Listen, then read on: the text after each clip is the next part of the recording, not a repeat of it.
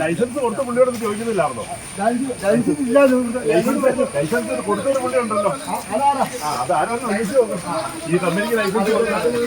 അല്ല, അത് മനസ്സിലായില്ലല്ലോ ചേട്ടാ. സഹിച്ചാണ് പറഞ്ഞ് മനസ്സിലായില്ലല്ലോ. ലൈസൻസ് കൊടുത്ത പുള്ളി അറിയാം. ചേട്ടൻ തന്നെ പറഞ്ഞിട്ട് പോകും. ചേട്ടൻ പഞ്ചായത്തിന് വൈസ് പ്രസിഡന്റ് അല്ലേ? ചേട്ടാ വർത്താനം എന്ന് പറഞ്ഞ് ഗ്രാമപഞ്ചായത്തിൽ വൈസ് പ്രസിഡന്റ് നിങ്ങളെ വർത്താനം പറഞ്ഞൊന്നും പറഞ്ഞിട്ട് ഓക്കെ. നിങ്ങൾ ലൈസൻസ് കൊടുത്ത പുള്ളിയോട് ആരോട് ചോദിക്കണമെന്ന് നിങ്ങൾ പറയണത്? നിങ്ങൾ ജനങ്ങളെ മണ്ടന്മാരാക്കണോ?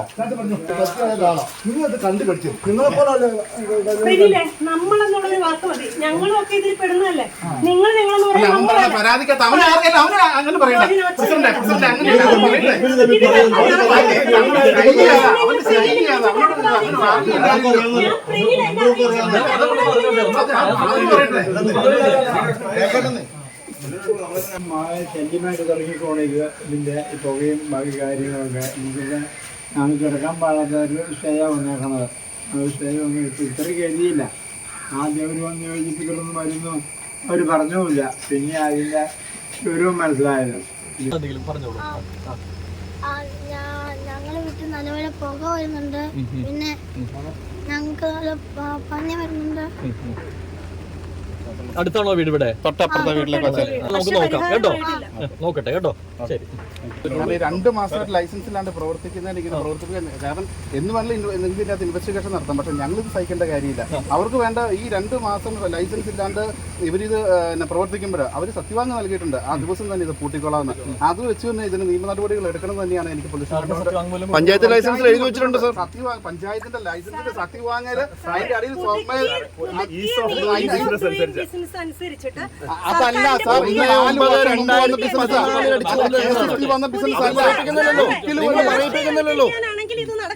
എന്ത് നടക്കത്തില്ല? ഇത് നടക്കുന്നില്ലാത്ത എന്താ നടക്കത്തില്ലാത്ത? എന്റെ വീട്ടിൽ നിന്ന് കിട്ടുന്ന ഒരു ഇവിടുന്നുള്ള പുകയാണ്. എന്നിട്ടാണ് 2 മാസം പഞ്ചായത്തിന്റെ പ്രസിഡന്റ് ഇത് നടത്താനായിട്ട് കൂട്ടുനിൽക്കുന്നത്. ഒരു വാടക കെട്ടിടത്തിൽ നിന്ന് ഒരാളെ ഇറക്കി വിടുന്നതിൽ പോലും നോട്ടീസ് കൊടുത്ത് നടപടിക്രമം പാലിക്കാൻ പറ്റും. 2 മാസം ലൈസൻസ് അലുമിനിയം ഫാക്ടറിയാന്ന് നോക്കണം. ഒരു പ്ലാസ്റ്റിക് കത്തിച്ചാൽ ഒരു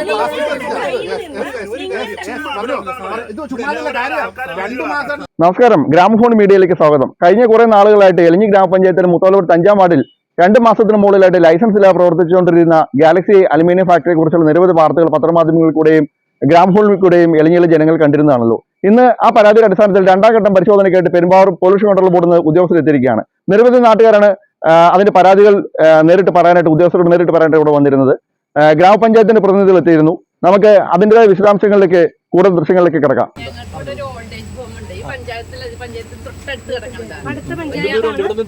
നമ്മൾ ഈ വന്ന വഴിക്ക് MC റോഡിൽ നിങ്ങൾ വരുന്ന വഴിക്ക് അപ്പൊ ഞങ്ങൾക്കത് തീരെ കിടപ്പായാൻ മച്ചുമാരാ.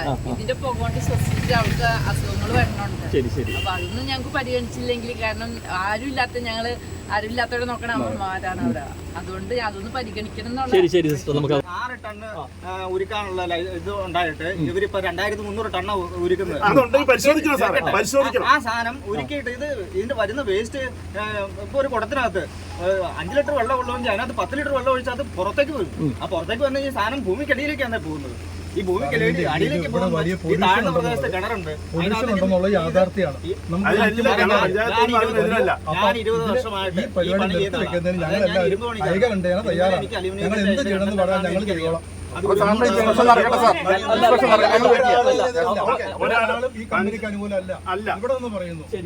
പൊല്യൂഷൻ ഉണ്ടെങ്കിൽ സാറ് സർട്ടിഫിക്കറ്റ് തന്നാൽ ആ നിമിഷം പഞ്ചായത്ത് ഇടപെട്ട് അത് കൂട്ടിച്ചിരിക്കും.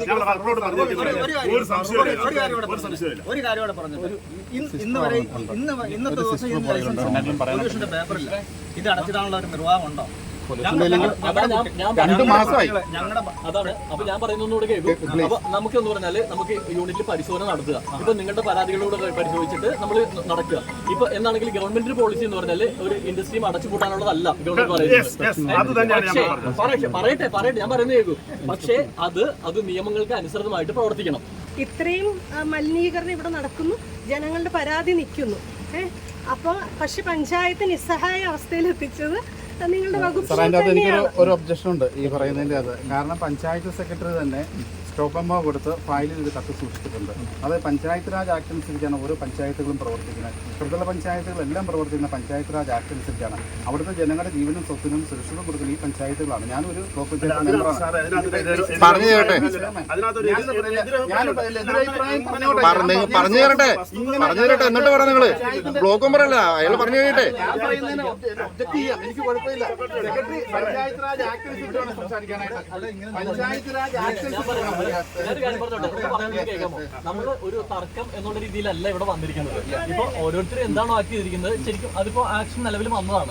ഇപ്പൊ നമുക്ക് ചെയ്യാനുള്ളതെന്ന് വെച്ചാൽ ഞങ്ങൾക്ക് പൊല്യൂഷൻ കൺട്രോൾ ബോർഡിന് ഇപ്പോൾ ഇവർക്ക് റിന്യൂവലിന്റെ ആപ്ലിക്കേഷൻ കിട്ടിയിട്ടുണ്ട്. അപ്പൊ ആ ആപ്ലിക്കേഷനിൽ നമുക്ക് നടപടി എടുക്കണം. അതിനൊപ്പം തന്നെ നമുക്ക് പരാതികളും കിട്ടിയിട്ടുണ്ട്. അപ്പൊ ആ പരാതികളിൽ അന്വേഷണം നടത്തണം, നിലവിലെ സ്ഥിതി എന്താണെന്ന് വിലയിരുത്തണം. അതിനുശേഷം ആയിരിക്കും എന്താണെങ്കിലും തുടർ നടപടി നമുക്ക് എടുക്കാൻ പറ്റുക. അതാണ് ചെയ്യാൻ പറ്റുക. ഈ റിപ്പോർട്ട് വന്നതിന് ശേഷമേ തുടർ നടപടികൾ സ്വീകരിക്കാൻ പറ്റുള്ളൂ. കേൾക്കാൻ തയ്യാറാണെങ്കിൽ എല്ലാവരും കേൾക്കണം. ഞാനൊരു കാര്യം ചോദിക്കട്ടെ. ഞാൻ ഇതിന്റെ മുഴുവൻ ഡീറ്റെയിൽ ഇന്നലെ പഞ്ചായത്തിൽ നിന്ന് എടുത്തു. സെക്രട്ടറി റിസൈൻ ചെയ്തു തന്നെ.